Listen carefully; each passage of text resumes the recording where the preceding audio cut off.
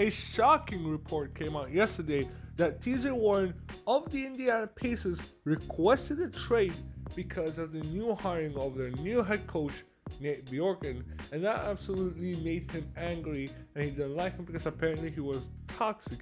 And yes, the Indiana Pacers could fire the head coach and could cool down TJ Warren.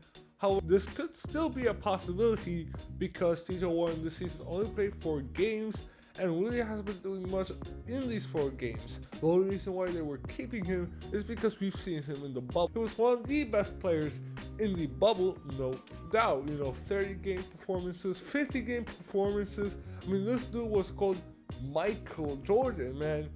TJ Jordan or something like that. That was like the nickname he got in the bubble. And certainly he has the potential to score efficiently and give you about middle of the pack 20 points, like 25 and 26. So today we're going to look at the best trade scenarios for TJ Warren. What's up guys, it's your boy Obsidious, back with another video. Before we begin, make sure to subscribe and turn on notifications so you don't miss a single video. With our way, let's begin with today's topic, which is TJ Warren trade scenarios. The first trade scenario that I could see possibly happening this offseason is with the Chicago Bulls.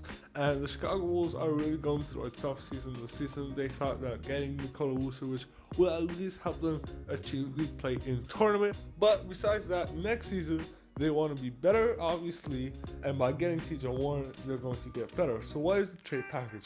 I think a trade package consisting of a first-round pick, Ryan Arcidiacono, Troy Brown Jr., and Coby White is the trade package. Now, the only reason why this trade is going to happen in the views of Indiana is for Coby White. Both guys are really good scorers, that's just it. However, with TJ Warren, I think he's a better scorer than Coby White and also plays actual defense. Coby White, he struggles a lot in the defensive side, and I think a trio of TJ Warren, Zach LaVine, and Nikola Vucevic is something that is really good. Yes, it doesn't help with defensive problems, which they're going to try to fix this offseason. However, it gives them a third option that they can lean to consistently besides Zach LaVine and Nikola Vucevic. The only reason why I have this trade at number 3 is because the Bulls might focus on other players other than TJ Warren. As I said, their number 1 goal is to fix their defensive problems, especially when having a center who's kind of a liability on the defensive side and a shooting guard who can defend everybody but doesn't want to, which is fine. He does all the scoring job. But anyway, they're going to focus on the defensive side of fixing this team, and maybe they don't want to go after TJ Warren. But if they want to have a reliable third option, I think TJ Warren is going to be a good option. The second trade that I have is actually a 3-team trade. It's going to be with the Pacers, Kings, and Hawks. The Pacers will receive Buddy Hield and Cam Reddish. The Kings will receive Justin Holiday and TJ Warren, while the Hawks receive Marvin Bagley III.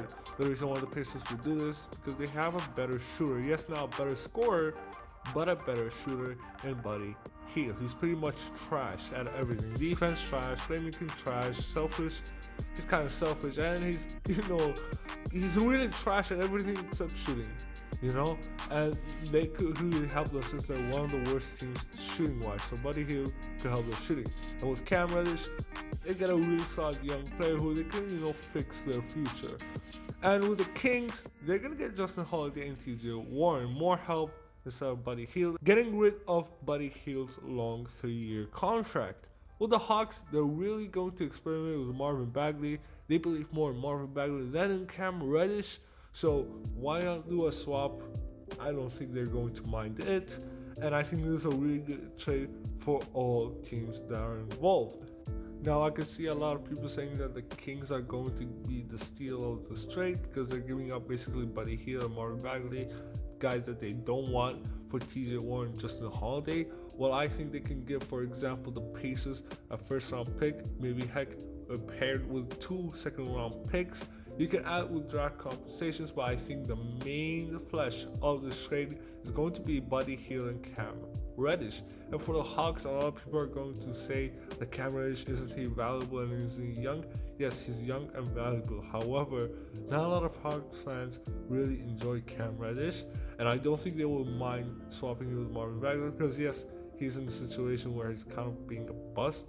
However, as I said in previous video, I think he's going to be a scoring big off the bench, and I think they will use that over someone who's trying to figure out his potential. But the last trade that I have for you guys is going to be a trade with the Cleveland Cavaliers. Just a trade that you didn't expect, but hear me out. It's going to be Larry Nance Jr. and Colin Sexton in exchange for Caris LeVert, Goga Bitadze, and TJ Warren. A lot of reports are coming out that Colin Sexton has been toxic to the Cleveland Cavaliers locker room. He's been a guy who's always having the ball, and guys don't like it. The guys want to have opportunity, guys want to shoot, and basically Colin Sexton is kind of a ball hog.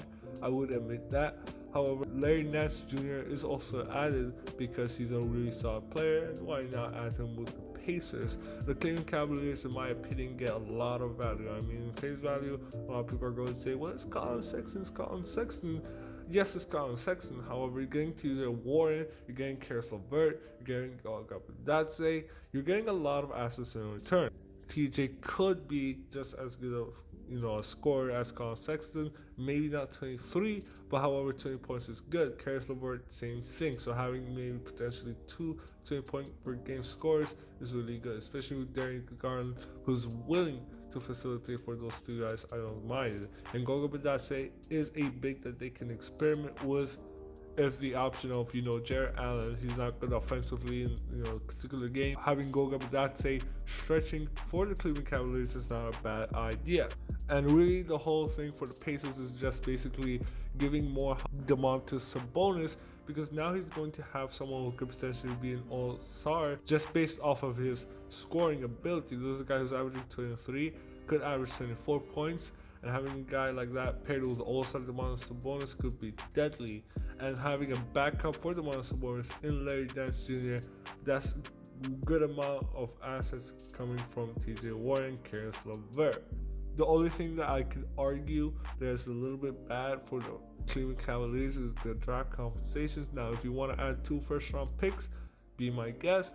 However, I think this is good enough to get Colin Sexton, because as I said, he's kind of a toxic for the team, and really a lot of rumors are coming out that the team doesn't like how he's playing, and that could potentially lead him into getting traded, because Cleveland Cavaliers are hesitating to give this guy a max contract. Now, I don't personally agree that he deserves a max contract. However, he deserves a good payday, and maybe the Cleveland Cavaliers don't think he deserves a good payday. So having Caris LeVert, who's in a long-term option, having TJ Warren, who can help right now, Goga Bitadze backing up Jarrett Allen, I don't think that's a bad trade. And I think that is it for the video. If you have, guys, any thoughts about the video, do you think the trades are good, the trades are bad? Comment down below your thoughts. With that out of the way, Ab signing out.